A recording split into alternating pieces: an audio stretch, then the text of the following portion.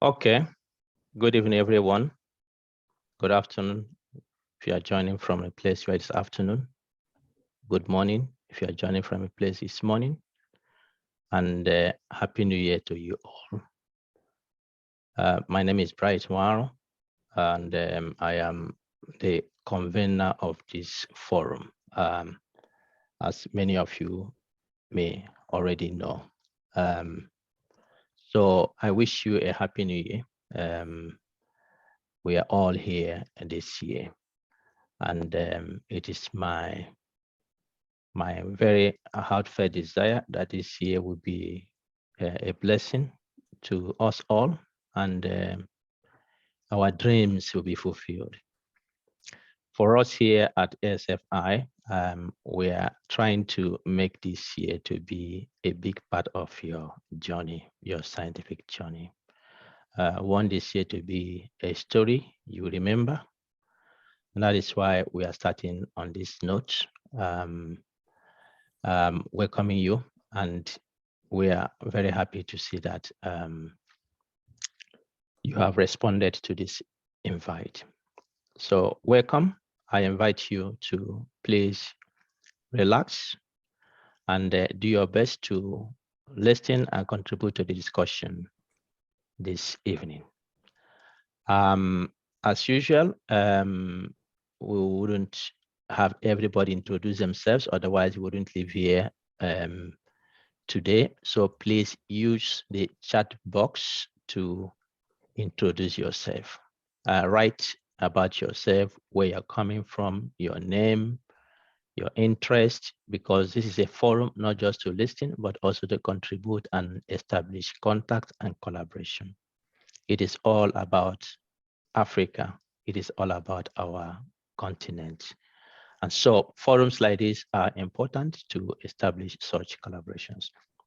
Before I proceed, I would like to give a few minutes to my co-convener and colleague, Emmanuel Ogu, to say a few words to welcome you as well. Good evening, everyone, and Happy New Year for you all. We hope this year will be a blessing for you all, and you will achieve all your goals and your dreams. This is the first seminar series in African Science, Frontier Science Seminar Series in 2022. We hope you all will enjoy and participate in discussion, and you can send us your wishes. I am Emmanuel Ogu, Associate Professor of Chess Thesis at Al-Azhar University, Cairo, Egypt. I have it is my great pleasure to be with you and to be the co-convener of these events. Thank you all. Thanks very much, Eman. Thanks, Bright. All right, so as you can see on your screen, this is what we'll be dealing with today. And this is something that concerns everyone. We'll come back to the speakers and the moderators. What I want to do now is to use this opportunity to highlight why we are here and what we are doing. Our continent, Africa, is in a sorry state. That is clearly an issue every one of us appreciates. We see it, we touch it, we hear it. It's not a secret. If you compare our continent to other parts of the world, you see that we are not doing great. We're not doing great, and there is really little evidence that we are going in the right direction. If you look at different indicators of development, you look at life expectancy, you look at technological advancement, you look at medical care, you look at citizen participation in developmental discourses, our continent is far behind, really far behind. And one of the discouraging part is that some countries that started at the same time that we did have moved on. So what is our problem? So this is one thing that we need to think about, and that is why we are here. That is why we're here. And those of you who have followed us since we started this journey, you will recall is an aspect we continue to emphasize. And we're not going to stop, okay? We'll make it so much uncomfortable for every one of us until we all come on the same page to make a decision that our story has to change. If you go across the world, one thing that is very sure, that there are things that happen in the society, in human development, looking at our creation and why we're here as a people in this world, is to discover things from our environment that will make us to live our lives happier and healthier. And one of those aspects is science and research. If you go across the world, nations develop based on research. Take, for instance, what has happened in the era of COVID. The country where I reside in Sweden, and I think that is what happened in many other nations. Once this issue came, the government went to the research institutions, the universities, and recruited the scientists to help to solve this question. What do we do? And so science is the tool for development. In Africa, what we have done is that we have left it in the hands of politicians. And you agree with me that they have not helped us a lot, okay? And so this is UNESCO's mantra, which I love so much, and I use it in different forums, which says that science or scientific research is the greatest collective endeavor. Through it, we'll have longer life and healthier life. It helps to provide medicine to cure our diseases. It helps to provide water for our thirst. It helps to grow our foods. It provides energy for our consumption. And it makes life, of course, more fun and generates solutions for everyday life. This is the physical realm. And of course, as religious people, we know the spiritual realm, which God himself only gives. But he has created us here to tap into the resources he has provided in nature to address certain things. And that is why, regardless of what religion you belong, there are some prayers that cannot be answered. Okay? There are some prayers that cannot be answered. In fact, there's certain things you do not need prayers for. Why? Because God has provided them already for you to use. So once we are not using the knowledge and the abilities we have been bestowed upon to solve our problems, then it's a problem on its own. So this is what science tries to achieve. And so regardless of which area you are doing your research, you're doing your studies, if your scientific endeavor is not providing solution in this aspect, then you know that we need to have a thinking of what the problem is here. So science must respond to societal needs and global challenges, and I think we need to continue to think in this direction. If you look at global rankings in various ways, this is Global Research and Development Outlook. UNESCO also has provided this. If you look at where Africa has been, Africa is a mother of development. Take for Egypt, take for different parts of Africa, what we have developed in the past. But if you look at what we are doing today, we are we are a blood shadow of our yesteryears. We are nowhere, at the back seat of everything. Rarely do we contribute meaningfully to scientific strides. And it is no wonder that societal development have really evaded us. Sorry story. Sometimes I discuss with colleagues and you hear people saying that, oh, you know, some people actually import baby foods from different African countries. Okay. So this is what contribution different nations are making in the world research constituents. So the bigger the box you have, that is the amount of number of people your nation is producing of researchers, contributing to research. And the thing here about Africa is that there's no African country that spends, in terms of GDP contribution on scientific research, no African country spends up to 1% of its GDP in scientific research. Madagascar contributes 0.01%, and that is the least in Africa. And South Africa, which is the highest, contributes 0.82%. You can imagine that. You can imagine that. And if you go to some other nations, some are contributing hugely to scientific because they know the essence of scientific research. Morocco has little over 1,000 researchers per 1 million inhabitants. Nigeria, we call the giant of Africa in quotes, contribute or has 38 researchers per 1 million people. The bigger other ones are South Africa, 432, and Egypt, 675. 80% of global research spending is accounted by 10 countries. 80% of global research spending. And now, just to let you know that there is a huge correlation between research spending and development. So look at these nations that are contributing. They are one of the highly developed countries in the world. Okay, China was a baby several years back, but now they're on top. Why? Because they spend on research.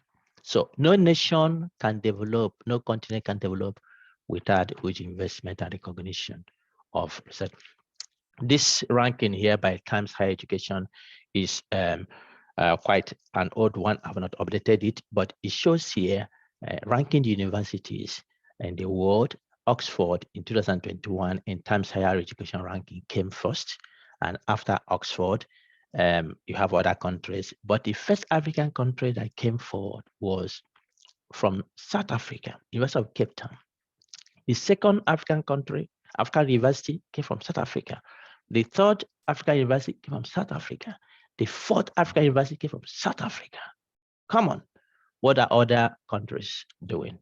Okay, and here is just to show some of the countries that started at the same level with Africa have made it to they are among the first 50 best ranked universities in the world. Okay, so what have they used to make this ranking?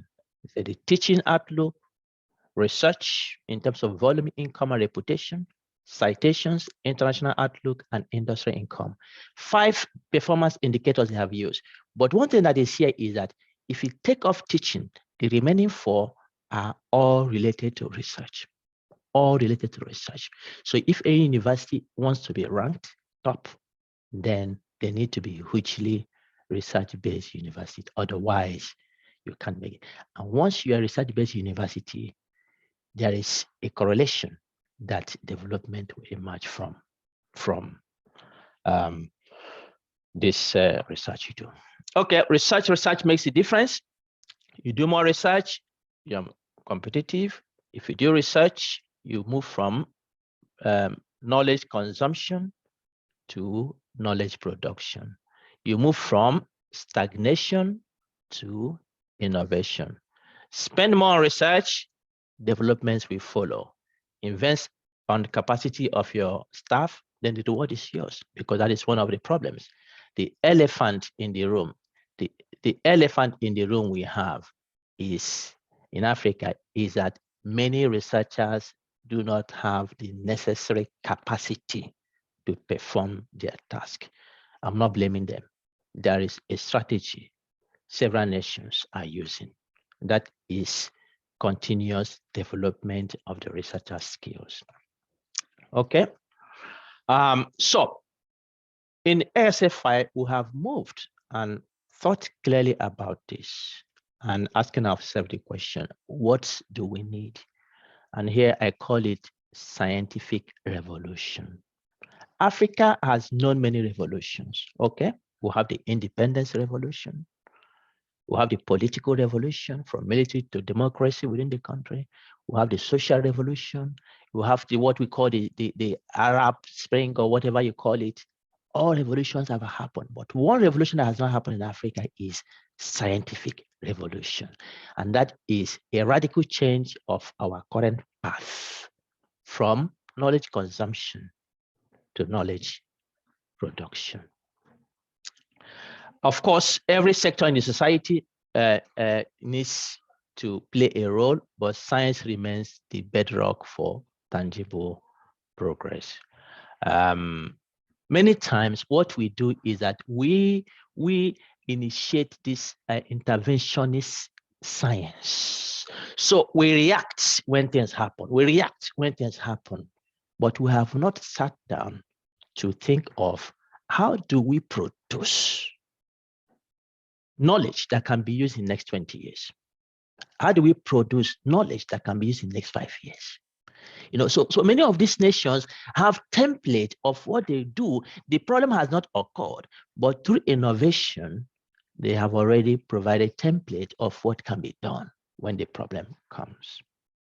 But we in Africa, what we do is there is a flood, and then we set relief material, and then we help people as much as we can. And of course, we put some of those money in our pocket, and then we give account that we have done it. We show pictures, and when that is done, of course, everybody goes home and gives themselves a thumb up. And of course, when that is finished, then everybody goes, the problem that brought the flood is not addressed. Okay, so this is an issue. So we must look inward. Africa's development will rarely happen until Africans lead the way. That is another thing. We have always thought that our problems can be solved when we go outside, when we bring the expert outside. But the way we are going, it seems that it's not helping. Okay, so Africa's problems needs to be done within, with those who have the motivation to address these issues. So Africa must build Africa from within Africa. A cause for patriotism, scientific patriotism. You go there, you're not going there for your career. You're going there because you want to make a change. And this revolution we're talking about has happened in many nations we can relate to today. Talk about Singapore, talk about India, talk about China, talk about South Korea. And Greg Mills aptly said that poverty is now optional. So are stagnation and progress.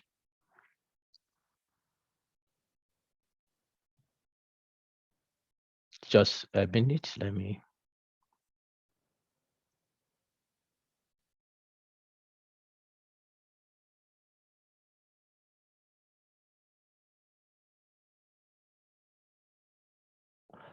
Okay, sorry about that. All right, so given this background, this is why ASFI is here. So we are building a platform that we contribute to science capacity building in Africa. And we have the overarching goal to contribute to Africa's path development through science. And the area we are focusing is on capacity building. For we believe no societal development meaningfully can occur without science and research. And such science must thrive, must be a thriving one, not interventionist one. Interventions are important, but beyond intervention, we need innovations that are continuous and thrive. But science and research can thrive only with the right competencies, with the right capacities, and state-of-the-art knowledge and skills that are there. So ASFI is a child of necessity, born to support African institutions develop competencies for high-quality scientific research that solves Africa's problems. Our vision is to raise the next generation of African scientists with the right competencies to drive Africa's developmental and transformational agenda through innovative scientific research. And our mission is to instill excellence through competence acquisition, capacity building, and career development to contribute to Africa's science that tackles Africa's developmental challenges, as we believe that only a competent science can change our current narratives. So we have seminars and workshops, as you have now.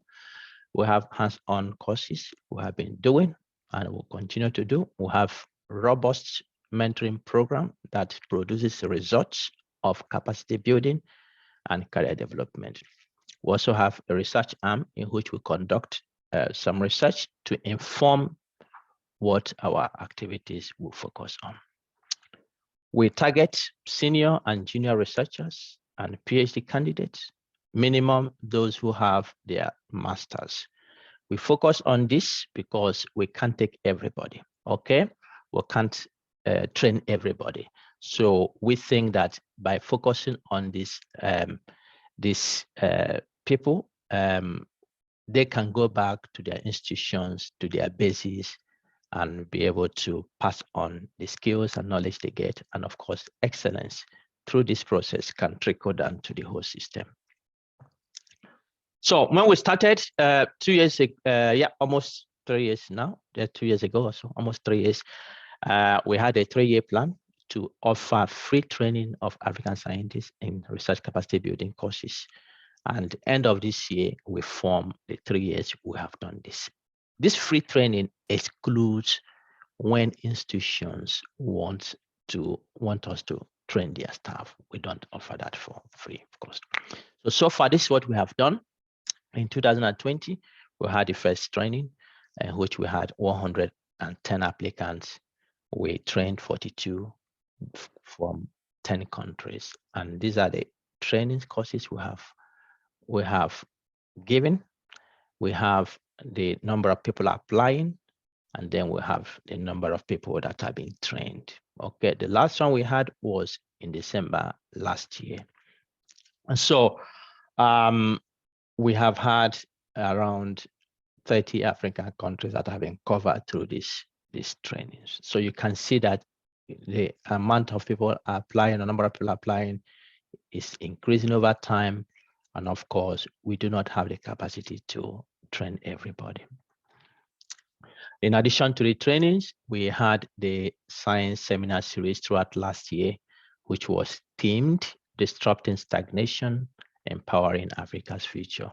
And then we had, this was 3 weekly seminars. We covered various topics that are focusing on capacity building. So these discussions were brought forward, and I think several of you supported us. So this is it. In addition to that, we integrated into that program what we call My Career, My Story, and that was an opportunity for thriving African scientists, sons and daughters from different parts of Africa to come and give their science stories, and then motivate colleagues. Okay. Everything we do is freely available on our YouTube channel. Eman, please, if you can just put the link to the channel there on the chat box so that you can have it. You go there. If you want to follow some of the trainings we have had, please, they are freely available for you there. All the seminar series we have had are all available on our YouTube channel. So please feel free to do that. And just to highlight briefly, what do we have in this year to offer you? This is the first seminars we are having this year. We are continuing seminar series, and this we have called it, well, we have themed it to be Spotlighting Research Advancing Africa's Development. So research work at advancing Africa's development. We want to know what are Africans doing in terms of their scientific research that are helping Africa to develop. So we are going to cover all areas of human endeavor, okay? From the arts and humanities to the soft sciences to the hard sciences.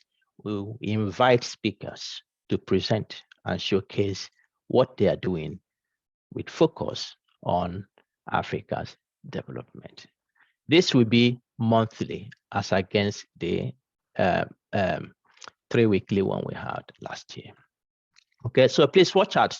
Today is the first one, and it's an important topic. And I think going forward, you will have more very interesting topics that we're going to cover to really understand what Africans are doing.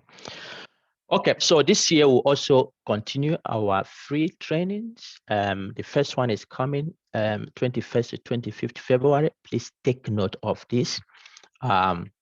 We'll come back soon with adverts so that you can apply. This course, Reproducibility in Scientific Research, is a course no scientist should miss. I say it again, is a course no scientist should miss. You may not know what it is, regardless, come, apply and come. I tell you, you will not leave the same. It does not matter if you're a professor, associate professor, senior lecturer, PhD student, whatever you are, please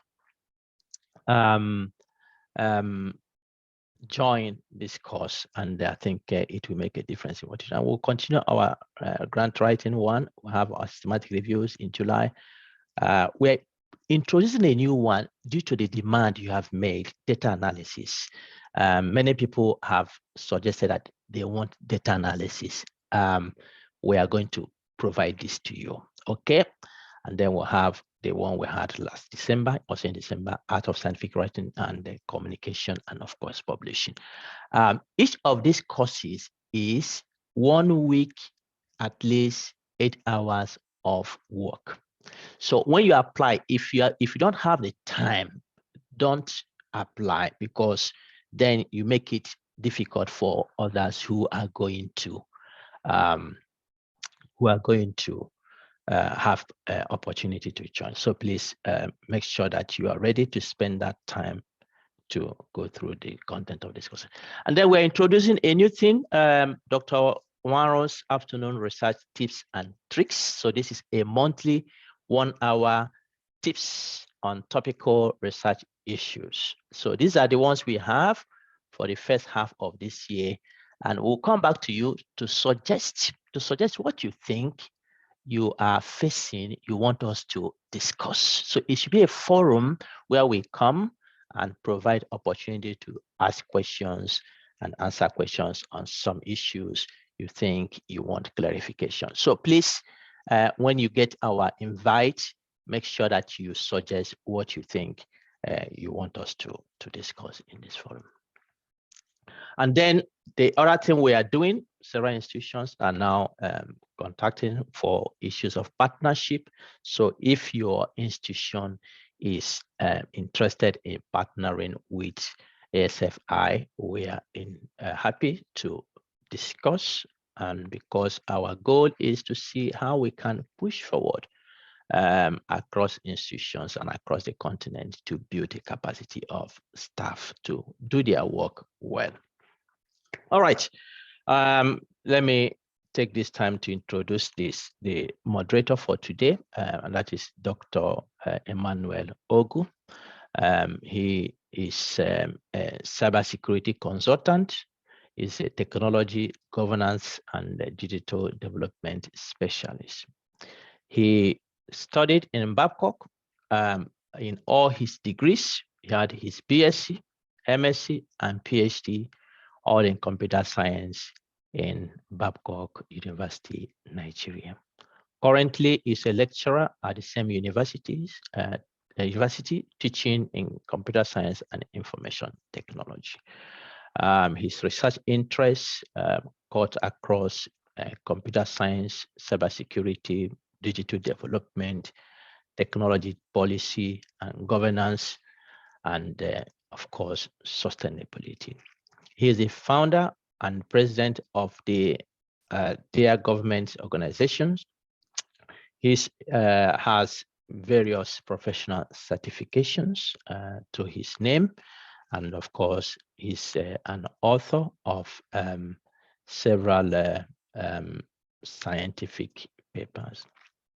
So, Dr. Ogu, thank you for accepting to moderate this session, and I will hand the forum to you. And before I go, let me just mention, once the speakers start, please, just to remind you, as we did last year, put your questions on the chat box, and we'll collect them and show them once it is the question and answer time. Thank you very much.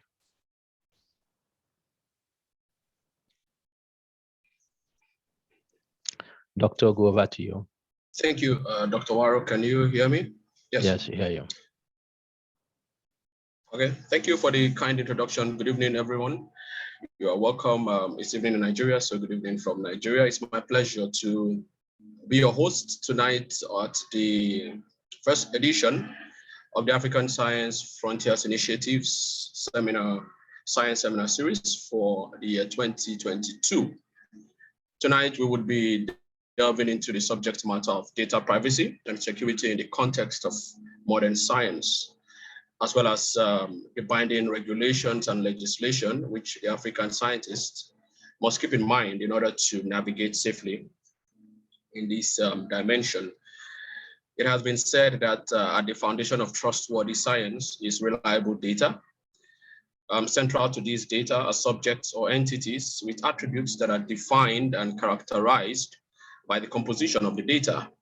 In context, these data typically aggregate from a number of primary and secondary sources, wherein they have been amassed through manual and automated systematic processes. But then, regardless of the source, the process, or the medium that pertains to such data, there are accompanying risks that often trail these data bundles. One of the more popular of these risks is security, as a function of integrity, confidentiality, and availability. In response to these and similar risks, many jurisdictions have proposed or adopted several guidelines, frameworks, and standards, which have been expanded from international charters and treaties, and then localized by various laws and regulations in different countries. At the core of these contextual promulgations has been the desire to foster data-driven science and development in a way that ensures the safety and security of the data subjects and stakeholders, while also holding data processors like scientists and researchers accountable to the highest ethical standards and practices. Now, this is the focus of this first edition of the ASFI Science Seminar Series, where we'll be unpacking the discourse of data safety and data privacy in a research context. And to unpack this discourse today is a seasoned expert in cybersecurity and data protection. He's currently the Deputy Chief Compliance and Risk Officer at eTransact International PLC, an award-winning multi-application and multi-channel electronic transaction switching and processing platform with operations in the UK, as well as in across several African countries, including Nigeria, Ghana, Kenya, and Zimbabwe, to mention a few. He has previously worked in various information technology, security, and risk advisory roles as a consultant and trainer for over a decade. He holds a bachelor's degree in computer technology from Babcock University in Nigeria, where he graduated with first-class honors. And then he also holds a master in cybersecurity from EC Council in the USA. This is amongst multiple industry recognized certifications and professional qualifications in cybersecurity and data governance that he has under his belt. I am speaking of none other than Mr. Edward King Onyenweaku. He's the next voice that you would hear, and I invite everyone to please, as Professor Bright has mentioned earlier, to please drop comments and questions in the chat box so that they could be responded to by our expert presenter during the Q&A session. Mr. Onyenweaku, you have the floor now. You're welcome. Thank you so much, Dr. Ogu. Just to confirm, can you all hear me clearly? Sure. Yes. Sure. Fantastic. So once again, I want to thank you, Dr. Emmanuel, for that fantastic introduction. Quite appreciated. Can I just take a moment to appreciate Dr. Bright and Dr. Emmanuel I honestly think that you guys have done fantastically well because ASFI, the best of my knowledge, happens to be one of the moving and progressive platform within the African context, to help, like Dr. Bryce said, to help rewrite the story of Africa, because obviously Africa today seems to be backwards. So once again, Dr. Bryce, well done, and I'm hoping to see more of this engagement, because I believe this is a strong force to transforming Africa. So good evening once again. Can I share my screen, Dr. Bryce? Yes, please, you have the right. Just go ahead. Okay, thank you so much. So once again, I want to say congratulations to everyone who was able to make it to this evening program. I believe strongly that you're not here by chance. So we shall be having a wonderful engaging section looking at how safe is your data. Dr. Ogu has introduced me, so let me spare myself any further introduction. But just to mention that I am a cybersecurity and risk executive. What I do basically is to help organizations close cybersecurity gaps, and of course, looking at risks that could actually cause threats, to the goal of organizations, and also helping them to identify such risks and able to address them on time. So today, what I want to do is going to be a very engaging conversation. I'm going to be asking a couple of questions. So please, if you want to speak, feel free to raise up your hands and unmute yourself, and let's keep it engaging.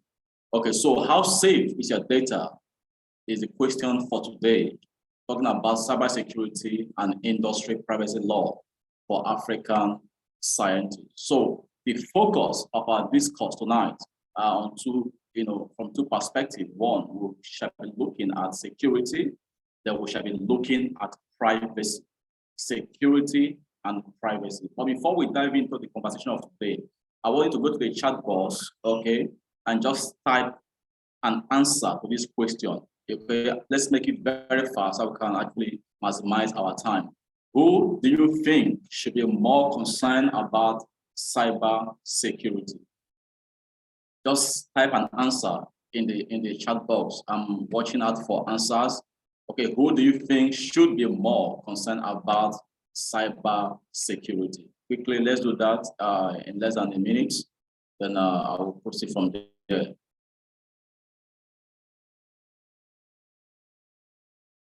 Okay, I can see people saying 4. A lot of people are saying 4. Okay, can I have more responses? Everyone. Okay, I'm seeing a lot of responses pointing to 4. Okay, fantastic. So I'm going to pause. I'm going to pause this right now. If you've not responded, someone has responded. Researchers.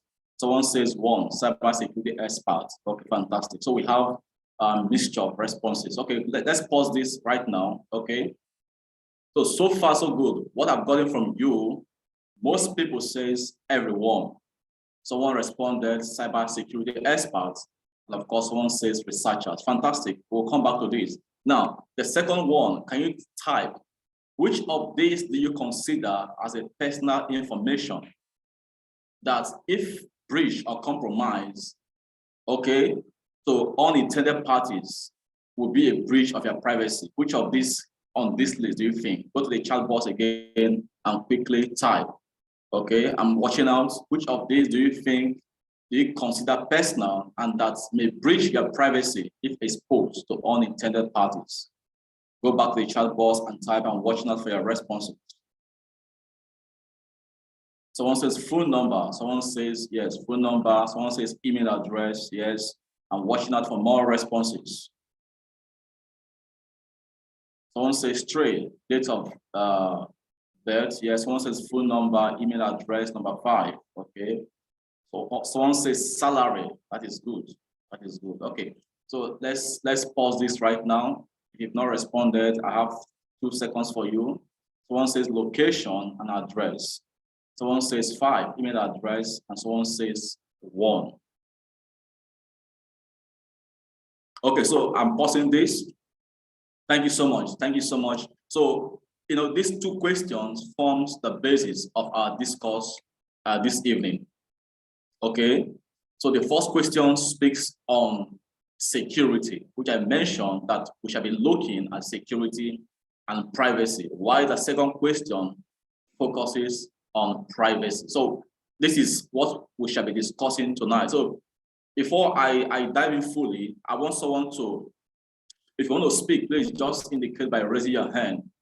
Do you think there is a relationship between privacy and security? If there is, can I hear 3 people speak up? Just raise up your hand and Dr. Bright can give you the mic to speak. How do you describe privacy and security? Just in a few seconds. Do I have anyone raising up his or her hand?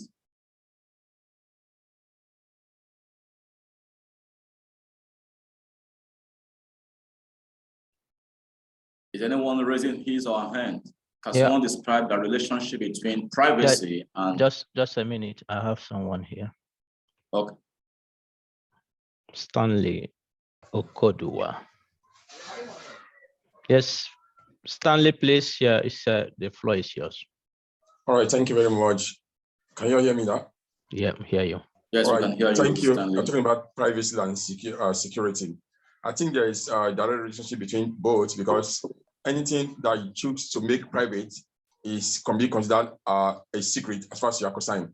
In as much as you choose not to make it a private entity by disclosing to 1 or 2 party or to a third party, the security is no more there, because you cannot vouch for the confidentiality of the person you have divulged that information to. So long you have told a third party, there's no longer a security with respect to that information in question.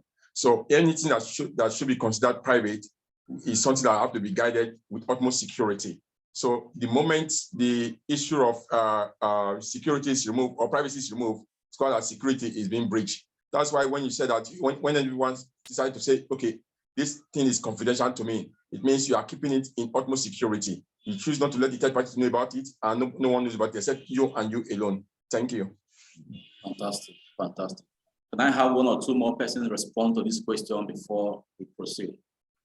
Who again want to respond to this question? What is the relationship between privacy and security? Do I have someone who want to speak on this?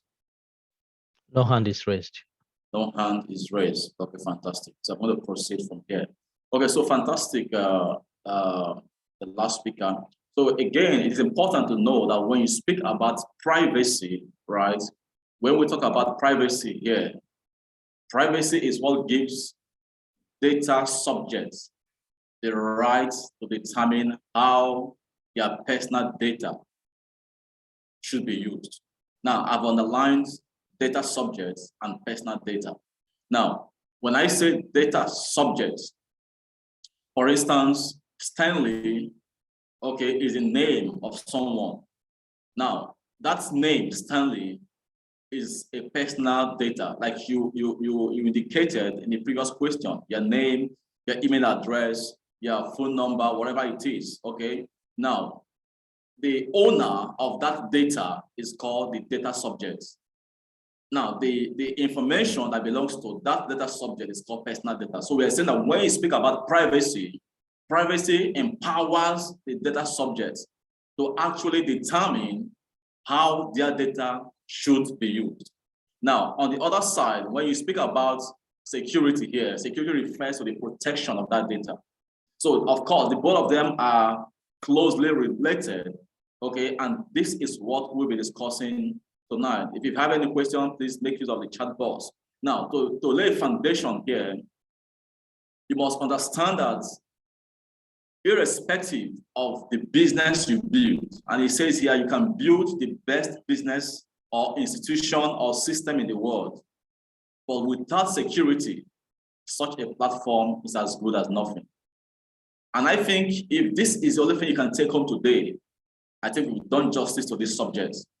Because at the end of the day, right, if you don't factor in security in your business, in this current, in this current world and season, then you've made a very big mistake. And someone says that privacy and security, just like eating and breathing, are now of life's basic requirements. So the truth is, if you cannot survive without eating and without breathing, then we are saying that you can't run a business without privacy and security consideration. And I think this is a message that we need to drive home today.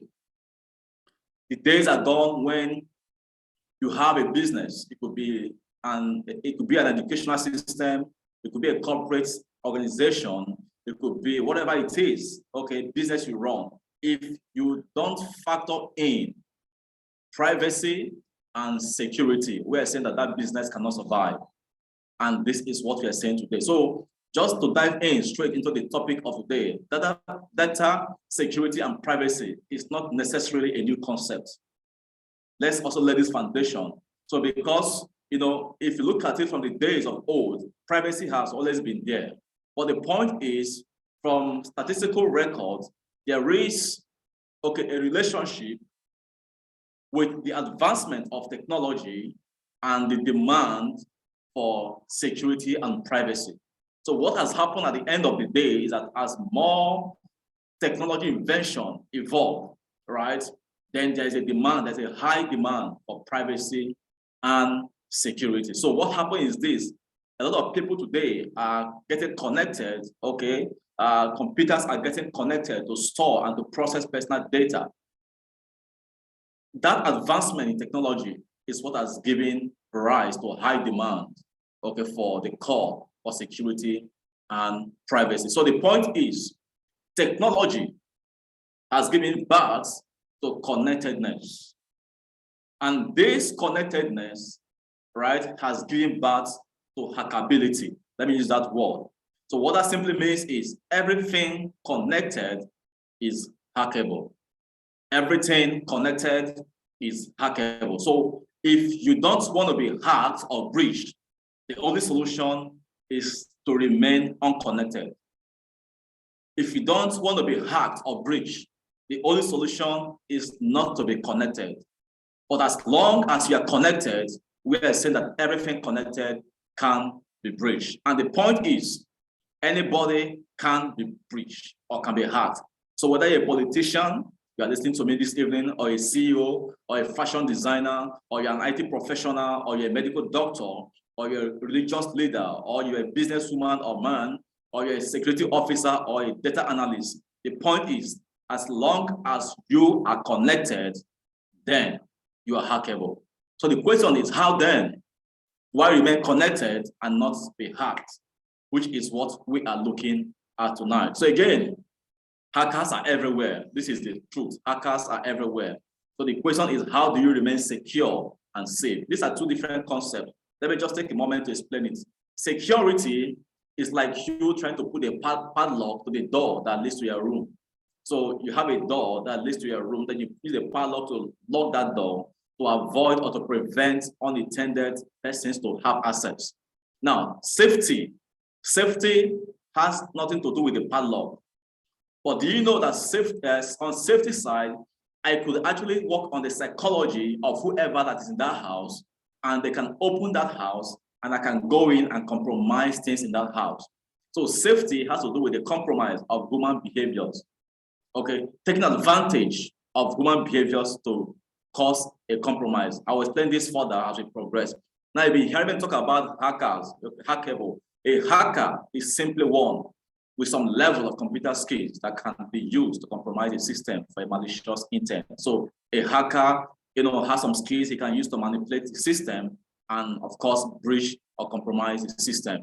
So the point is, hackers are everywhere. And what are they looking for? They are looking for what I call the CIA: confidentiality, integrity, and availability. Just a moment, I'll explain this concept to you. Okay, but know that hackers are everywhere. Now, if you look at this slide here, this is one of the biggest hacks that we've recorded for a couple of years now. Yahoo, as of 2013, had 3 billion accounts that were compromised. 3 billion. In 2014, they had 500 million accounts that were compromised. Adult Friend Finder in 2016 had 112 million accounts that were hacked or compromised. eBay, 145 in 2014. Facebook, as of 2017, had 50 million accounts that were breached. LinkedIn, that happens to be one of the biggest professional networks today, as of 2012, had about 100 million accounts that were compromised. JP Morgan in 2014 had 83 million accounts hacked. Uber in 2016 had about 57 million accounts that were hacked. Now, if you look at this is a current president of US. As of 2020, his Twitter account was actually compromised by hackers. And this is what they say. I am giving back to the community. All Bitcoins sent to the address below will be sent back double.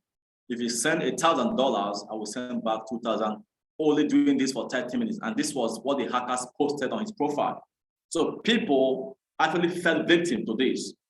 Okay, so you click on that link, then you give out $1,000, and that is the end of it. So the point we're trying to establish that everybody can be hacked. Barack Obama also was affected in this hack. Bill Gates was also affected. So the point is, if this big shot can be compromised, then it means that everyone can be compromised. As a matter of fact, as of last year, there was a statistics that showed that by the end of 2021, that cybercrime, talking about the damages that have been inflicted by cybercrime, will hit about $6 trillion US globally. And this happened, if this should happen, that means cybercrime, if you are to declare cybercrime as a country, becomes the third largest economy after US and China. Now look at it, $6 trillion damages globally. It means that the issue of cybercrime, cybersecurity is something we must take seriously. We must take seriously. Now imagine Facebook being hacked. As of today, Facebook has over 1.7 billion active users, okay, which happen to be the third most visited website after Google and YouTube. So now imagine Facebook being hacked. Now from record, customers say that about 75% of customers say that they will never, never, never forgive any company that allow their data to be compromised. So you can imagine what it will look like if Facebook today is hacked. Now I want to ask you this question. Do you think your customer will be angry with you seeing their data being breached in your system? This is a question you must take home today. Whether you're in the academic sector, you have data of people. Whether you're in the financial sector, you have data of people.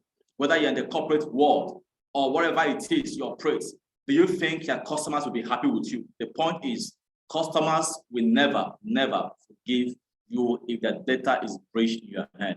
So the point is, what then do we do? Let's bring this back home to our continent, Africa. Now, if you look at what happened as of 2017, of course, the GDP of Africa hit about 3.3 trillion US dollars. In that same year, there was about 3.5 billion US dollars damages caused by cybercrime. About 3.5 in 2017. Of course, it had Nigeria, okay, it had Kenya, it had South Africa that were affected heavily. 3.5 billion US dollars. Now, let me ask this question. You are free to unmute yourself and respond. Do you think that a loss of 3.5 billion to cybercrime will affect the growth and development of Africa in any way? If your answer is yes, can you think of how this will affect your own industry? I don't mind having people from different industries. If you could just raise up your hand, Dr. Brad will give you the mic to speak. A breach of 3.5 billion US dollars. Do you really think this will affect the growth of Africa? And if the answer is yes, let me know how this will affect your own industry. You're free to raise up your hand and just respond to that question.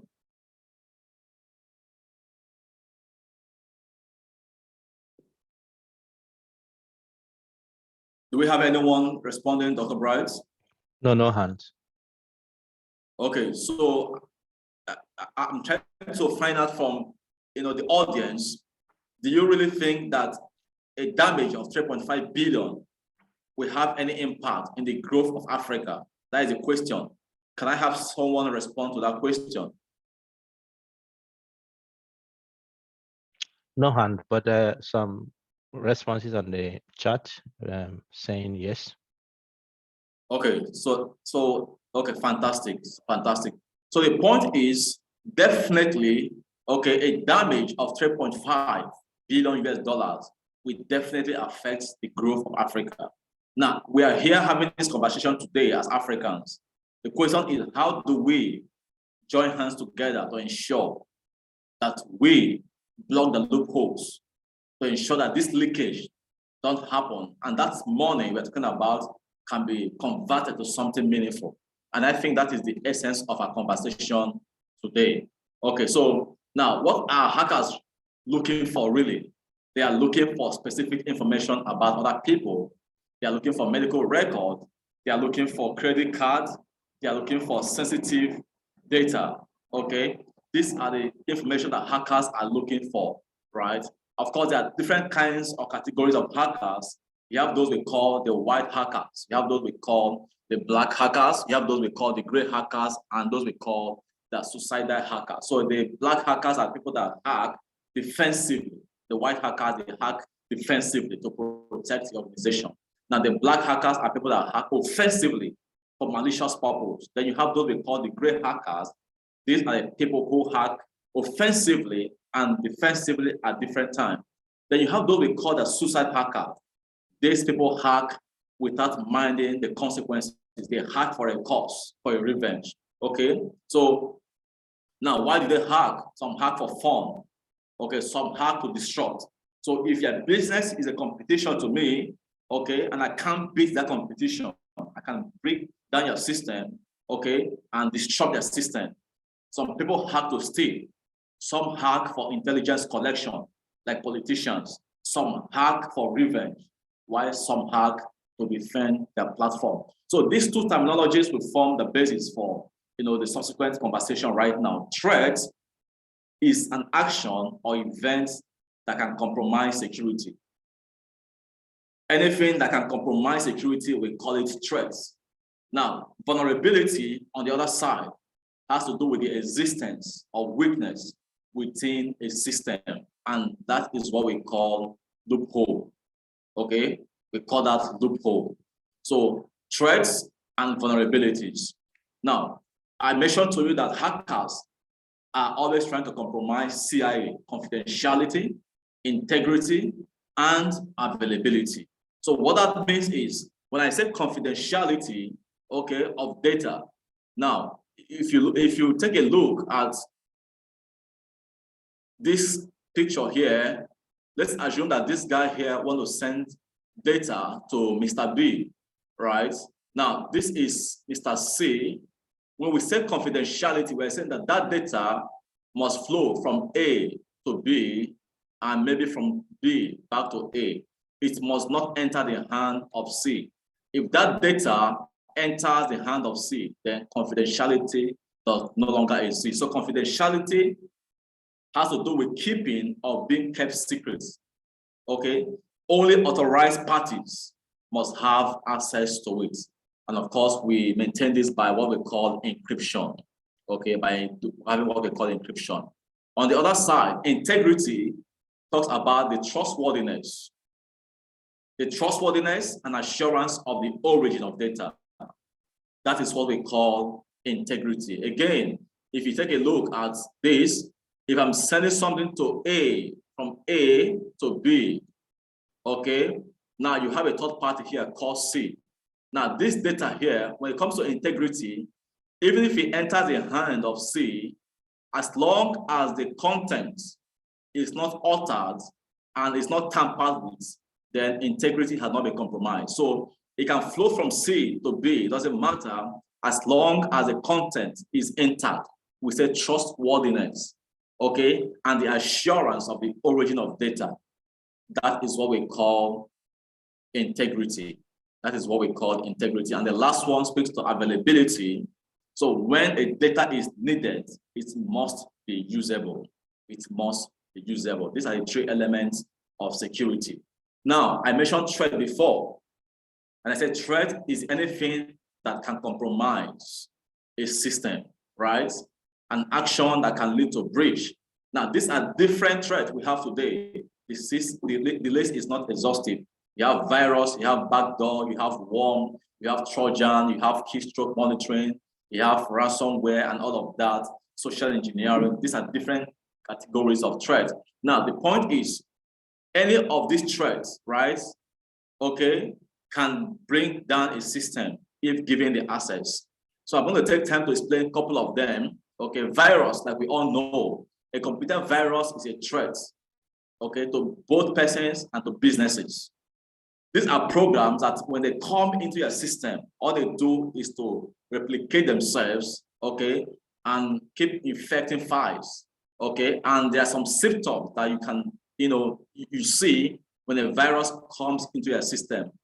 Some of your hardware of your laptop begin to misbehave, okay? Your system goes down, some of your files are getting missing, okay? Some of your files are getting missing and all of that. So you have some of your system getting frozen. Then your friends can also mention that they got, some email from you. Meanwhile, you will never send such email to them. Unexpected pop-up. So these are some of the symptoms that virus has entered your system. How then do they come into your system? By visiting malicious sites. There are certain sites that are malicious. Opening email attachments, okay, that contains viruses. So I can actually embed the virus into an email and send to you as an attachment. The moment you click that attachment, then that virus will just install and run at the background. Okay, not running latest updates on your systems. Okay, not using antivirus. Using pirated softwares, and of course, it can also come through the use of USBs like flash drives. These are different ways that viruses can actually have access to your system. Now, we have what is called computer worms. Okay, computer worms are more dangerous than viruses. Now, when a computer worm comes into your system, what happens at the end of the day is that it replicates itself. It's what they call self-replication capability. You don't need to click a file for it to replicate. It just keeps replicating itself. So imagine you finding yourself in a room, and before you knew it, yourself became, you saw hundreds of yourself in that room. What happened at the end of the day, there'll be suffocation, okay, there'll be lack of movement, and movement will be dragged. So again, worms, okay, have the capability of affecting both your system and your infrastructure, and they are more dangerous than worms. Again, they spread through email, USB, and of course, visiting malicious sites. Another threat is what we call Trojan. A Trojan horse or a Trojan is any program that can mislead users of its true intent. So again, sometimes you visit the internet and you see something like butterfly that says click to download screensaver, or something like game, say click to play a car race. So it will camouflage and present itself as a very appealing program. And the moment you click it behind the scene, then Trojan will just install itself and compromise your system. So right now, I want to talk about card security, okay, protecting your card. I believe most of us in this conversation have a card, like a MasterCard or Visa card or whatever it is. Now, again, this is where hackers are taking advantage of people. Now, the card you see, there are two major components of the card. We call one the card holder data, and we have what is called sensitive authentication data. So if you look at this card here, okay, you will see that we have a 16-digit character here. This is what we call the PAN. The PAN, right? You have the name here, John Smith, expiry date. Okay, so all of these here are not really called, they are not really classified as being sensitive. Now, if you look at this angle here, CVV, if you turn this card, there's a 3-digit character you see on your card. That 3-digit character is extremely sensitive. And if I have it as a hacker, I can use it to compromise your card, your PIN or PIN block, and of course, your full magnetic stripe. So we're saying that you must ensure that you keep your card safe, because this is where hackers today are also compromising people's data. So the reality is this: COVID-19 pandemic has forced most industries to go digital. And this is a reality. Either you go digital, either you upgrade or you diminish. There's no two ways about it. But this has also exposed a lot of institutions and individuals to cybercrime. Don't forget, everything connected is hackable. Everything connected is hackable. Okay. Okay, I can you all see my screen, Dr. Bright? Sure, we see your screen. Okay, fantastic. So this is by Interpol, right? They identified 5 top threats, okay, for African continent. Number 1, online scammers, digital extortions, business email compromise, ransomware, and of course, botnets. Now, I want to talk about ransomware because this is where a lot of people today are getting compromised. If you look at these statistics here, especially for those in the healthcare industry, ransomware will be a major issue in the next couple of years. Okay, and we are seeing that ransomware attack, it attacks every 14 seconds. Now look at the word ransomware. You can liken this to what they call kidnapping in Africa today. Okay, if someone is kidnapped, you are asked to pay a ransom for that person to be released. So there is a program, a malicious program called the ransomware. This program, when it has access to your system, will kidnap your file, in quotes. It will encrypt your file, and you are asked to pay certain amount for that file to be released. And this has become a major threat today to most institutions and organizations. So we are saying that we need to pay attention to this because this is a fast-growing attack, okay, in most of the institutions.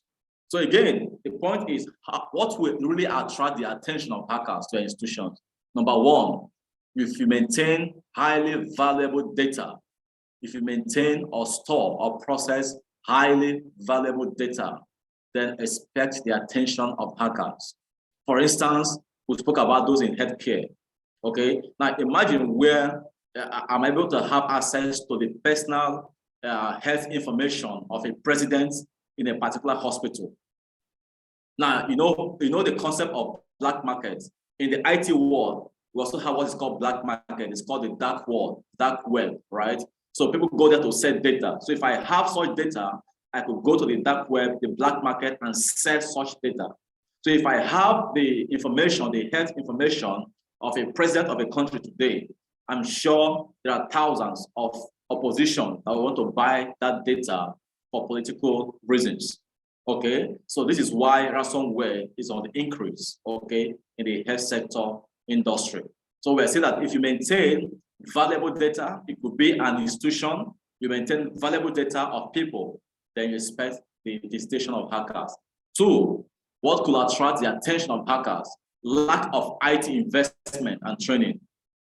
Lack of IT investment and training. From research, most organizations spend just 3% of their IT budget on security. This can no longer work.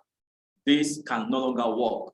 We're saying that minimum must spend 10% on IT security, because underinvestment on IT security means that hackers will take advantage of the gap that exists and compromise your system.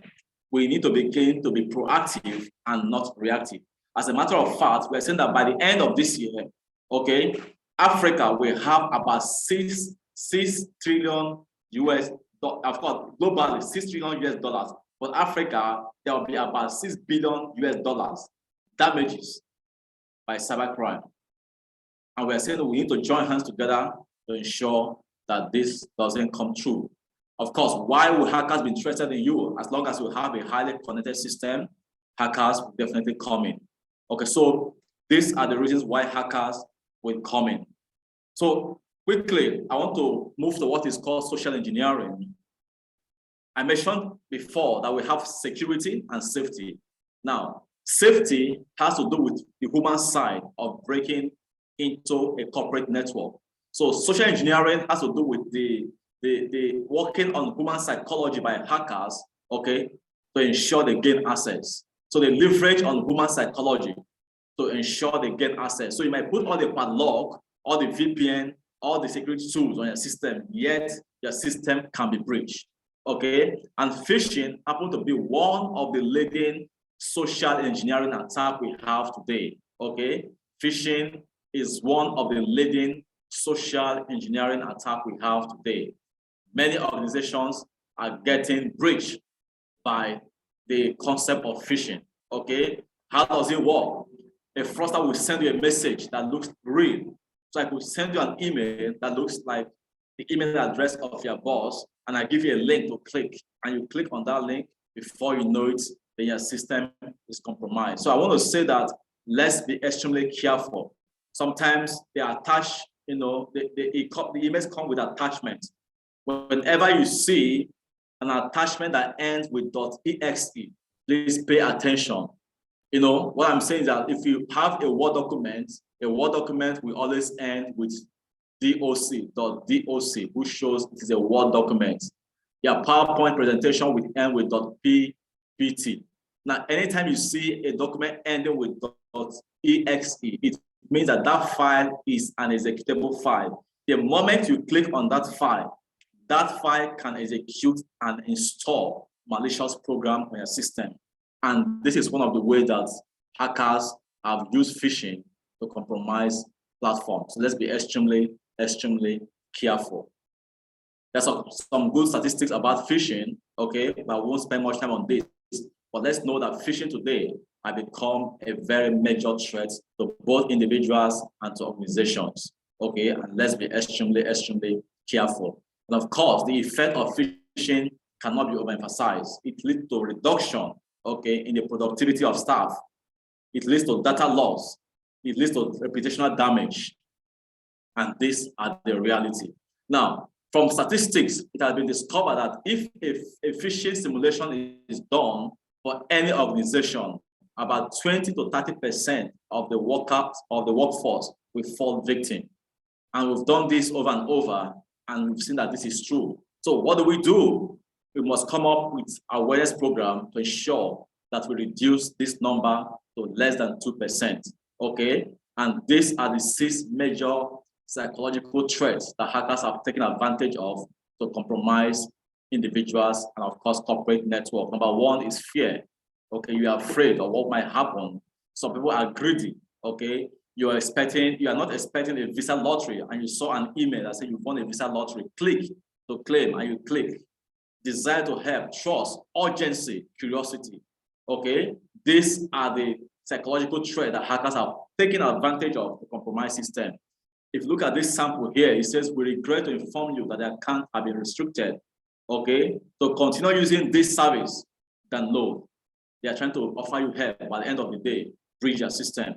Look at this, we have received notice that you recently attempted to withdraw, okay?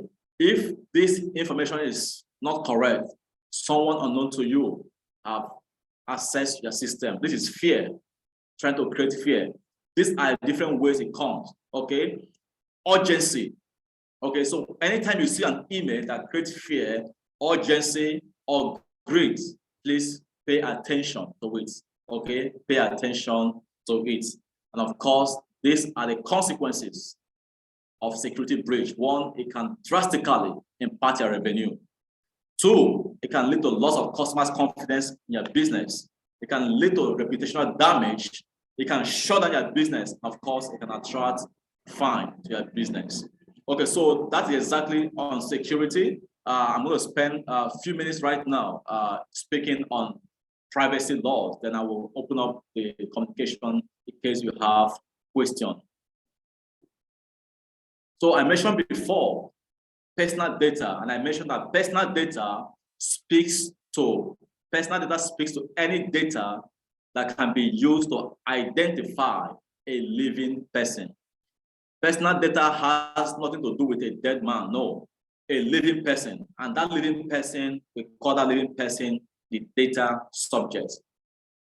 So privacy laws are meant to protect the interests of the data subjects, okay? As long as that person is alive, it could be the name of that individual, it could be the home address, it could be the email address, the ID card number, the location, internet protocol. As long as that data can be used to identify a living person, then it is called a personal data. So the essence of privacy law is to protect the interest of the data subject. Again, we have what we call special data, and these are sensitive data like race, religious opinion, sex life, sex orientation, political opinion. We're saying that when it comes to privacy law, you are not allowed to collect this data. So for instance, you run a hospital or you run an educational institution, okay? By default, you shouldn't process this data. If you must process it, I'm going to share with you certain conditions you must meet if you must process it. Because today, okay, a lot of institutions are being fined heavily for breaching privacy law, okay? Now, data controllers and data processors, again, is another important concept.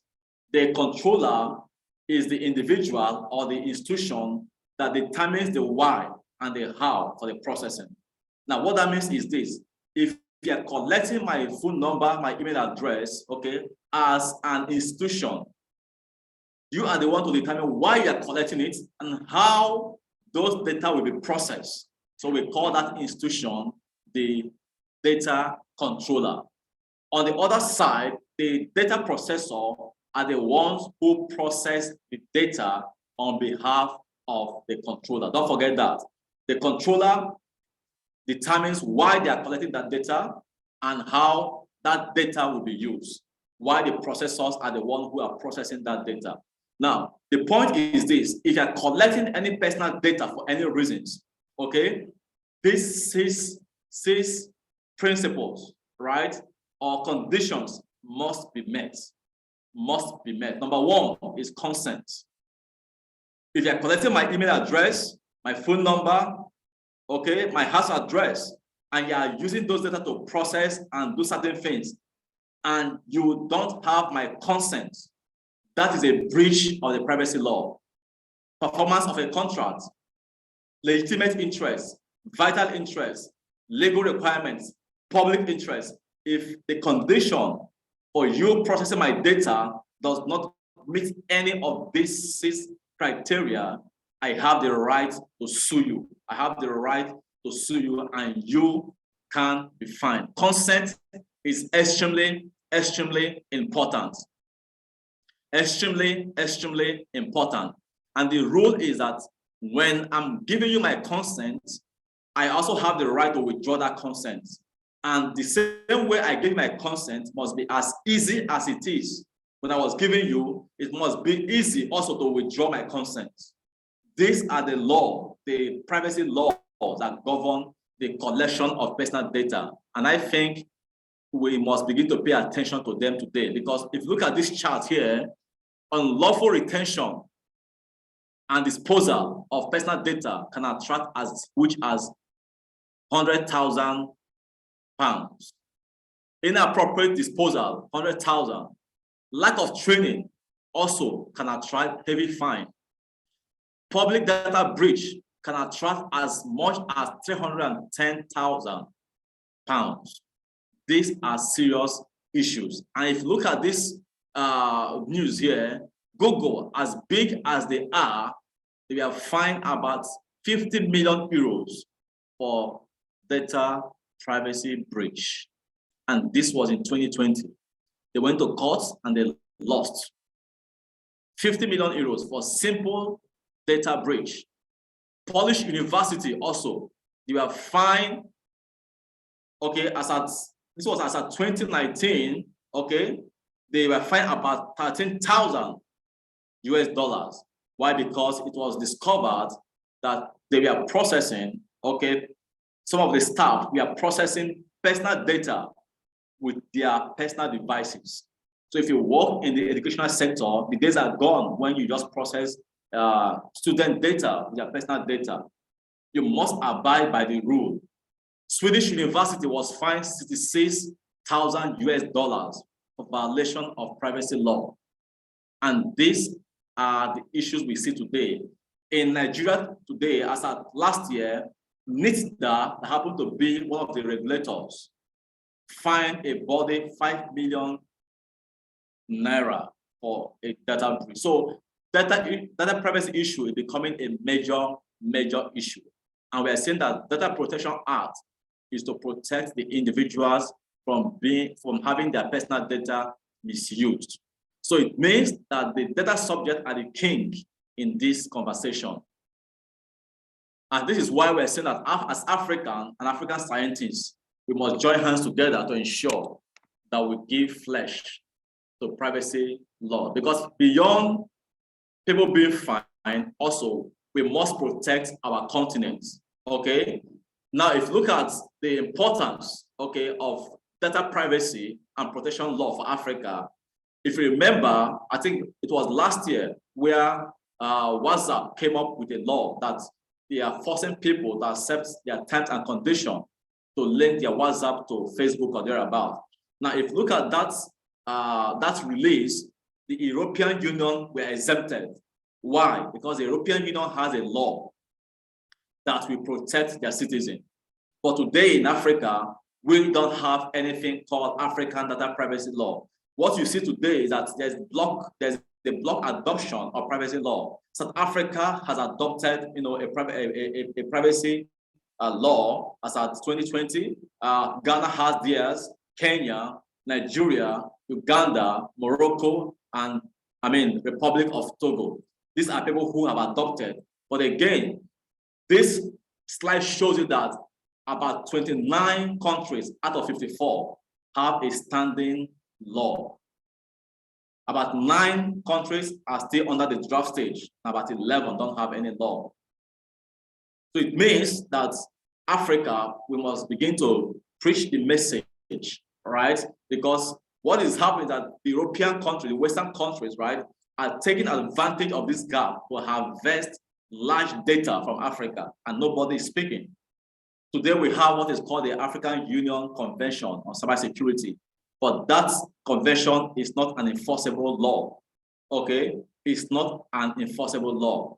So we are saying that Africa, we must begin to, number one, at country level, adopt a privacy law, and beyond country level, we must move away from block level adoption into what I call a harmonized data protection framework. The European Union have what is called GDPR today, EU GDPR. And that law fights anyone who tries to mess up with the citizens of Europe. So we must also adopt something of this category, okay? We are hoping that within the next couple of years, most countries will definitely take this seriously. And my prayer is this: we need to have a harmonized legislative data protection framework within Africa. And this is how it should look like. Before the European Union GDPR came into place, they have what is called the data protection directives. But that directive was not enforceable. So if there's a data breach, you can't really find anyone. But today, they have the European Union GDPR, and that has become an enforceable law. Today, we have the African Union Convention, which is not an enforceable law. So I'm saying that one of the things we must do as Africans is to come up with a standing data protection law, and I call it the African Union GDPR. And this is something that all of us need to join hands together. Last year, I wrote to the African Union on this, okay, and we're hoping that there'll be conversations in that direction, and let's join hands together. So, benefit of having a harmonized framework: one, it will promote a better data hygiene and greater trust. It will promote transparent data transfer from one country to the other. It will prevent uncontrolled and unlawful collection of consumer data in Africa. I mentioned this. Today, you have the likes of Facebook, likes of Google, and those big guys harvesting a lot of data from Africa, and nobody's speaking. There's no law to fight back. So we are saying that we must come up with a standing law to ensure that we actually protect, okay, our citizens' data. So take home today, as I conclude, take home for institutions. I don't know where you're coming from. It could be an academic institution. It could be a medical sector. It could be a corporate body. Whichever institution you belong to, I think that one of the things you must do as you get back home today is that you begin to perform what I call security gap assessment on your platform. If you have a platform that is online, don't forget everything connected is hackable. So you must go back home today and let your organization know that they must conduct gap assessment. That gap assessment will show the gap that exists. You don't need to wait until hackers discover those loopholes. You discover those loopholes and begin to close them up before hackers will discover them. Number two, you must invest more on your employee. Training and awareness. And this is a big issue. You must train, and you must train. If you don't train people, don't forget, hackers will work on their psychology. At the end of the day, it will bring down your business. So you must invest in training your employees. Number three, I think for those who are in the academic sector, the time has come for us to begin to integrate, all right, cybersecurity programs into our curriculum. This is, I think the time has arrived. So if you're in the academic sector, I think this is the time. Integrate, have courses in cybersecurity and empower people in this area. Then again, try to use what I call functional antivirus program within your organization. Don't collect personal data you don't need from data subject. There are laws that we fight back today, and these laws are becoming very, very serious. And lastly, for organizations, ensure personal data are kept secure and processed only for the purpose for which you collected it. If you've collected students' data, employees' data, the reason why you collected it, please use it for that purpose. If you go beyond that scope, they have the right to sue you and you can be fined. For individuals, as you go home today, number one, you must protect your password, your PIN, and your security keys. Very important. Keep your confidential data like cards safe. I spoke about card security. Don't compromise your PIN. Don't share your CVV with anyone. Avoid visiting malicious sites. By visiting a malicious site, you can actually contact viruses and malicious programs. But again, make up your mind to attend security awareness programs and workshops this year. Check your emails with caution. Beware of pop-ups and banner ads. Don't click on attachments you are not expecting. I send you an attachment and it's malicious, and I say click on these attachments to claim your visa to Dubai.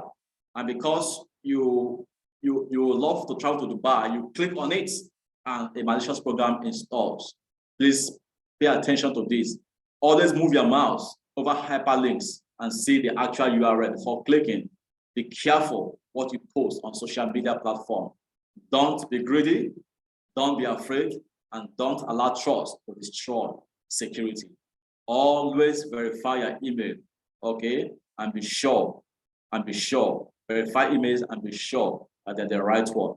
And of course, always use strong password combination. Combine alphanumeric, special characters, minimum of 7 lengths, okay? And of course, change your password periodically. So again, my last word for us today is that data protection, security, privacy is no longer a regional concept. It has become a global one, and we must all join hands together to make it work. In business, the truth is we can all compete, but the only option we have as Africans on the issue of security and privacy is collaboration. And I believe ASFI has done well by bringing this platform for collaboration. The only option we have is collaboration. Let's join hands today to make Africa a better and secure continent. Security is everyone's responsibility. Don't forget that security is everyone's responsibility. Thank you so much, Dr. Bright, for the privilege. You can contact me on WhatsApp on this number or email. Thanks once again for listening. If you have questions, I'll be glad to respond to them. Thank you.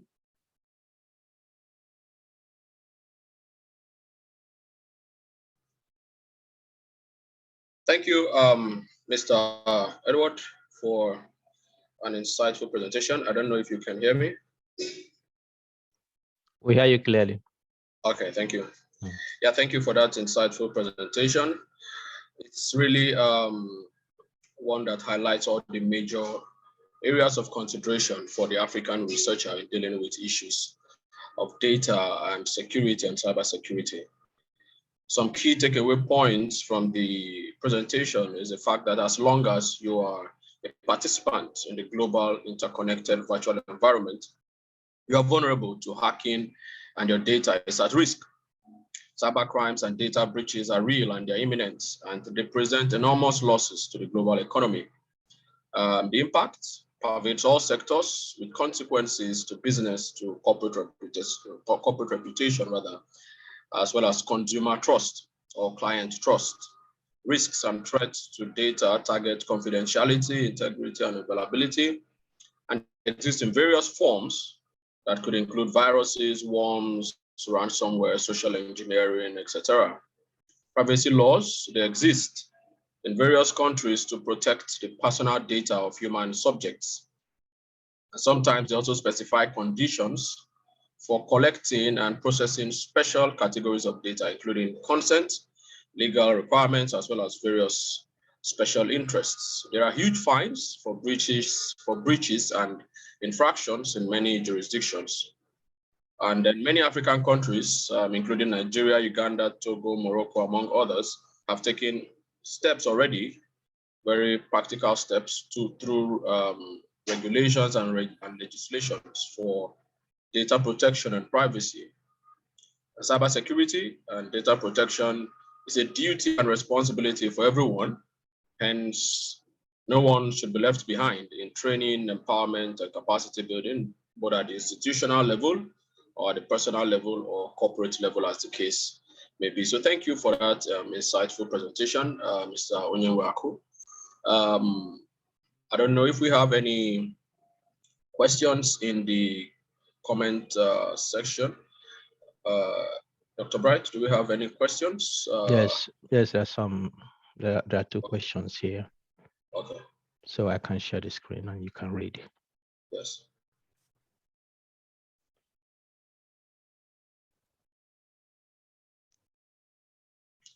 Okay, so the question we have here on screen, okay, how do I get consent from respondents during a research project if personal data are to be gathered in written form or in verbal form? With what type of legal backing do I need to ensure privacy laws are strictly adhered to? How do I prepare the documents to be used by respondents to sign or thumbprint to give consent to data usage? Yes, Mr. Edward.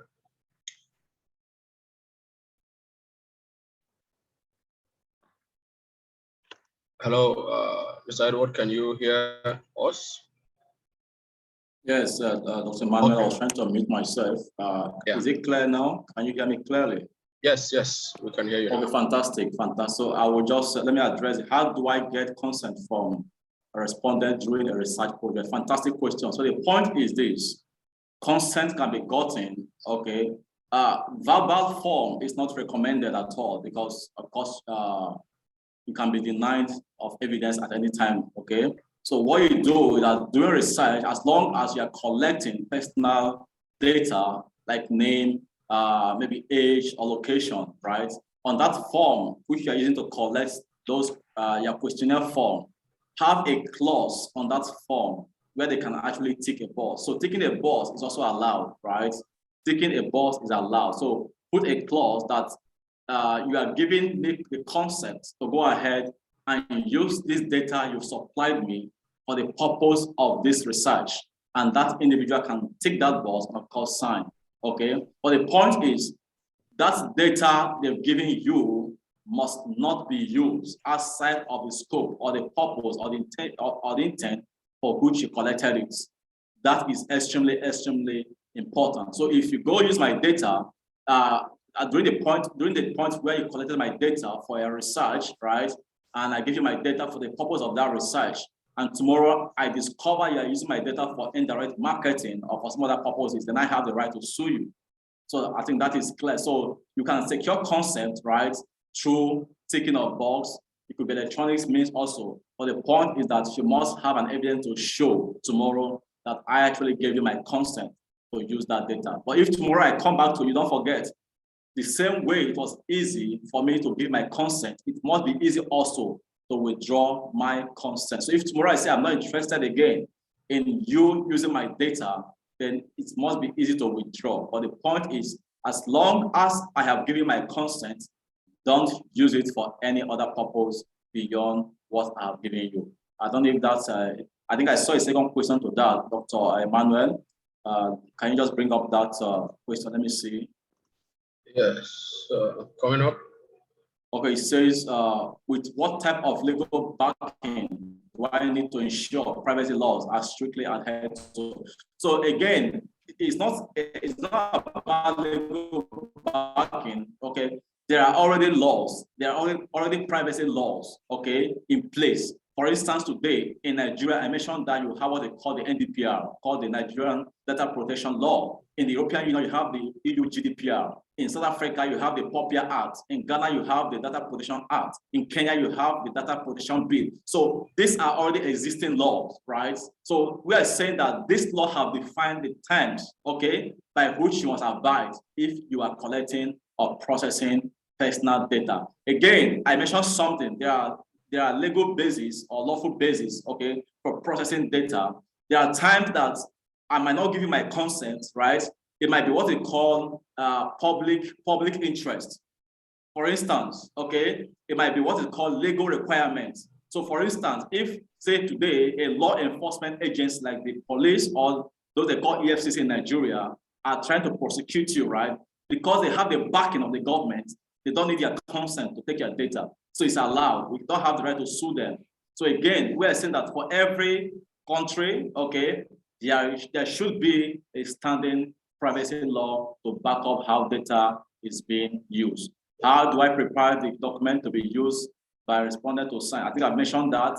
Have a clause on that paper. Maybe if it's electronic, have a place they can tick a box on paper, put a clause that by ticking this box or by signing, you hereby give consent that can use that data for this purpose. I think that addresses this question. You can move to the next question if you're okay with this. Yeah, so sorry, Edward, if I come in there also, usually when you're doing your scientific research and you're planning it, so you have institutional ethics board or some national ethics board in which you submit your research proposal. And so the ethics board ensures that the legal aspect, the ethics aspect are adhered to. So they will usually require such consent and they will evaluate it, how sufficient it is. And then, so for the one who asked this question, once you have submitted your application to the ethics board, they will make evaluation whether the documentation you have provided with regards to the consent you are trying to get is sufficient or not. Okay, I go to the next. Yeah, thank you, Dr. Bright and Mr. Edward. Question 2 says, please, what, to your opinion, is the reason why the security of business or institutions has not been a priority for persons or institutions in Africa? Okay, fantastic question. Fantastic question. Yeah, I think well, from my knowledge, right, most institutions have not really paid the adequate attention. Like I mentioned, most people today invest about 3% of their IT budget on security, and this is not right.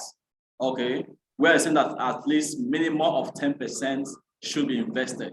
Okay, and the point is, they might not have paid attention before now, but the time has come, okay, for us to begin to pay attention, because the point is, hackers are looking for institutions, for systems to breach.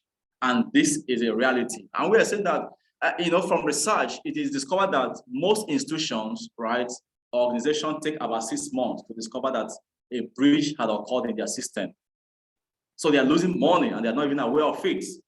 Okay, so I think for us in Africa to prevent that leakage, I showed you before that by the end of 2020, okay, there's a prediction that Africa will be losing about $6 billion US.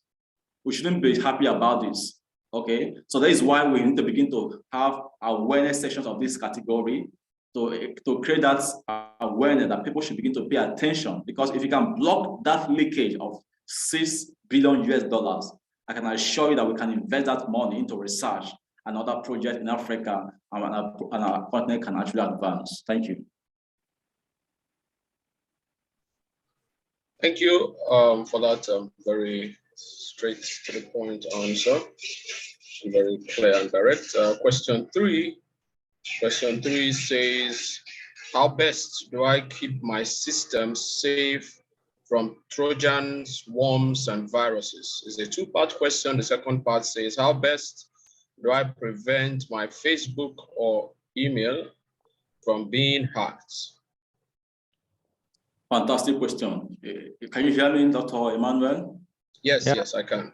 Fantastic. Now, the first question, how best do I keep my system safe from Trojan, worms, and viruses? Number one is, I mentioned that, stop visiting malicious websites. Stop visiting malicious sites. There are a lot of sites that are malicious, okay? Torrents, okay, football sites, porn sites. These are malicious sites that people visit and you contact a virus or a worm. So I think for each of your system, try to have antivirus installed, because if you have an active and updated antivirus, it can help detect the entrance of this malicious program and take an action on them. Okay. 3 is that you need to be careful on I told you that one of the sources, okay, of Trojan or viruses is through the use of USB. Okay. So if you have a USB, before you open it in your system, if you must use it, ensure you have an antivirus that scans that USB, okay, for malicious programs. And lastly is that please ensure that when you receive an email, especially the ones you're not expecting as an attachment, I mentioned that if you have an attachment that ends with .exe, be extremely careful, because by clicking on that attachment, okay, a malicious program can actually install on your system. And before you know it, it will just run at the background. Whatever thing you are doing on your system, it will capture it and send back to the hacker. How best do I prevent my Facebook or email from being hacked? Now, if you abide by the law of what I said on the first question, then again, you need to begin to practice password, effective password practices. I mentioned that from time to time, change your password, okay? Don't share your password with people, okay? Your Facebook, don't share it with people, okay? Be extremely careful, okay? Then again, if you're using a system, some people save their password. We call it password remember. So you have an icon that when you log in, it says, do you want to remember your password on this system? If that system doesn't belong to you, don't take that option, okay? Because when you click on that remember password, that password is saved on your local system. And if a hacker gets access to your system, that password can be retrieved and can be used to compromise your system. Again, ensure you change your password periodically and ensure you combine those password practices, alphanumeric, special characters, and of course, minimum of 7 length character. Thank you. Thank you for that very apt answer, Mr. Edward. Dr. Bright, do we have any other question coming up? No, that was the last one. Okay. Thank you for. It looks like there is. It looks like there's one that just came into the chat box. Okay, let me read that straight from the chat box. As a university staff that is a registration officer, how do you work without using your personal computer? As a university staff that is a registration officer, how do you work without using your personal computer? Mr. Edward? Okay, so if I got the question correctly, he or she is asking, how do you work without using your personal computer? Without using your personal computer. Well, I think the answer is pretty much straightforward, because if you work for an organization, right, by default, that organization or institution should provide you with working tools like laptop and all of that, right? So if at this point in time, I showed you a Swedish university that was fined because one of their staff was using his personal device to process personal data.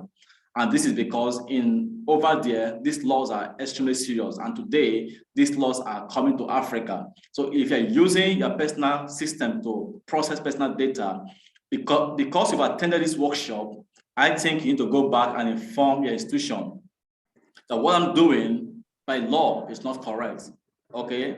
Because this can attract fine.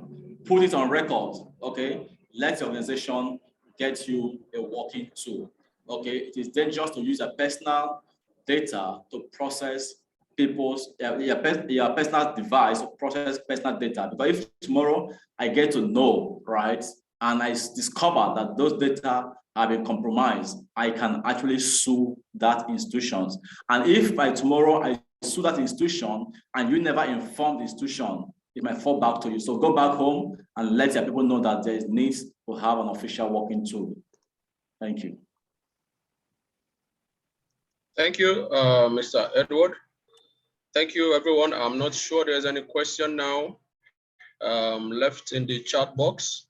I would give up. Yes, Dr. Bright. Yes. Thank you very much. Okay. Thank you. I'll hand over to you now. Thank you, Mr. Edward, and the floor is yours. Okay, I think we have a hand in the chat box. I don't know if we have. Okay. Yeah, we'll have about 3 minutes, 2 minutes, 2 minutes to go. So if you want to address that, I can let them. Yes. speak. Isaac Yusuf, can you unmute yourself? Yes, and let's hear you. Okay, thank you. Thank you. Okay, thank you, everybody. I hope you're doing well. And I really enjoyed the kind of webinar we are having today. I mean, this evening. In fact, my concern is all about: will you be able to share with this staff, especially the cybersecurity and prestation slide? That's the question I'm asking, because it's very important. We could require, instead of a video or a recorded one, it's better we get it in a PowerPoint and presentation. Thank you. Yes, Isaac, we'll try our best to share the slide with you. Dr. Bright will send to Dr. Bright and he can share with those who need the slides. Thank you. All right, thank you. Yeah, thank you, Isaac. Thank you, Mr. Edward. In the absence of any other questions, thank you, everyone, for coming. I would hand over to Dr. Bright. But before I do that, in the chat box, there is a link to an evaluation form. Please kindly avail yourself of the opportunity to evaluate your experience on this seminar today, and then it will help in improving future sessions. So please click the link in the chat box. Eman, put that in the chat box, and please click that and then send in your evaluation. Thank you, everyone. Dr. Bright, the floor is yours. Okay, thanks very much. Just to mention, if you want to receive the slide, please fill the evaluation form. We'll send it to those who have the evaluation form filled. That is the best way to collect the email. So if you want the presentation, complete the evaluation form and we'll send it to you. I think it has been a great evening, Edward, for this fantastic presentation and some of the intricacies you have talked about here.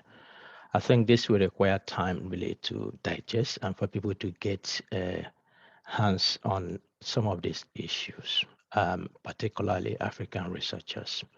So we are grateful, the ASFI team, for having you represent the information technology area on this date for giving us this fantastic presentation. So thank you a lot. And Dr. Ogu, thanks a lot for the fantastic moderation of this session. And to everyone who has been here, it has been great to have you. What we have done today is an indication to you that we are very serious this year, very, very serious. We were serious last year as well, but this year we are taking it a step further. And what I mean by that is that we want to give perspective to really things that are affecting us in Africa and see how we can change the narrative we find ourselves. So please make sure you don't miss any session. Like I said from the beginning, the goal this year is to spotlight research works that are going on in Africa and have potential to contribute to Africa's development. And we are going to showcase things from different fields. Today, we have focused on information technology. Next seminar series coming up in February, you can see on the screen, and that will focus on medicine. I'm inviting my very good colleague, Dr. Thomas Kare, who is an assistant professor from the University of Gothenburg here in Sweden. He's a top-notch scholar in the field of neuroscience and physiology. He will be looking at issue of dementia, and he will be discussing this question as his topic. Does dementia exist in Africa? Discussions on a neglected disease. You will not plan to miss this, I tell you. Of course, you have our video recordings there to look back, you know, at our YouTube channel later on. But you know, they said that a meal eaten hot, you know, has a great flavor. So it's good that you plan to attend this and invite your friends, as Dr. Kare helps us to dissect the issue of dementia and how it affects Africa. So this comes up on the 27th of February, and we'll be putting the announcement as we get closer. As you receive it, please register and then invite your friend. And also during the coming week, we'll be announcing the Dr. Nwaru's afternoon research tips and tricks, which will be coming up also after mid of this month, as well as our course in reproducibility in scientific research. So we have a year full of activities, and I hope you will be part of all this. So once again, thank you for the opportunity you have given us to be in your home this evening. So before we go, I think Eman, we usually want to take the picture. So please show your picture, show your video, and so that Eman can take a picture before we leave.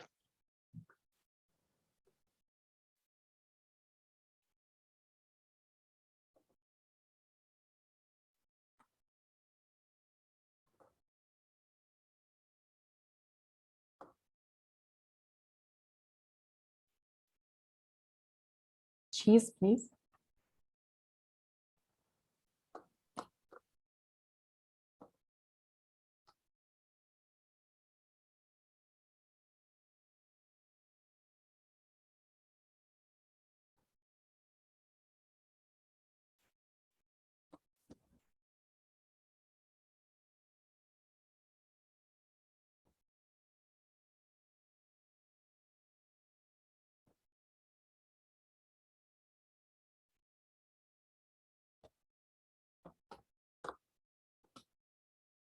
Our cheers is vanishing, Eman.